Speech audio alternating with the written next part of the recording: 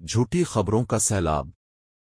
حضرت امام خامنہ ای اللہ ان کی اور ان جیسے لوگوں کی حفاظت فرمائے کی وفات کے بارے میں جھوٹی خبریں شیئر کرنے کا یہودی رجحان ہے۔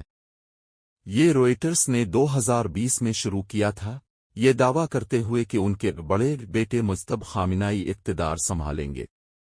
یہ مختلف مقاصد کے لیے کیا گیا ہے، جن میں سے ایک مقصد اس شخصیت کی عزت و حرمت کو کم کرنا اور اس کے فطری اثر کو متاثر کرنا ہے۔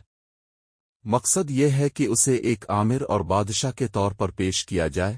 جو مضحکہ خیز ہے وہ یہ ہے کہ ان کے بڑے بیٹے مصطفیٰ ہیں، مجتبی خامنہ ای نہیں۔ نئے رہنما کا انتخاب ماہرین کی اسمبلی کے ذریعے کیا جاتا ہے، جو ایران کے تمام حصوں سے منتخب اعلیٰ درجے کے علماء کا ایک گروپ ہے۔ ولی فقی کے عہدے کا انتخاب سابق رہنما نے نہیں کیا بلکہ مجلس خبرگان کے ان اعلیٰ درجے کے فقہا کی مجلس اور کنونشن سے ہوتا ہے۔ یہ میڈیا آؤٹ لیٹس جو تمام عزتیں کھو چکے ہیں اور غلاظت، جھوٹ اور من گھڑت کاموں کے اڈے بن چکے ہیں، اسلامی محاذ کو کمزور نہیں کر سکتے۔ آپ ان کو بھی نہ پڑھیں۔ ماہرین کی اسمبلی، مجلس خبرگان کے تمام امیدواروں کو گارڈین کونسل سے منظور شدہ ہونا ضروری ہے۔ اسمبلی 88 مجتہدوں ہے اعلیٰ درجے کے فقہا پر مشتمل ہے جو مکمل جانچ شدہ امیدواروں کی فہرستوں سے منتخب ہوئے ہیں۔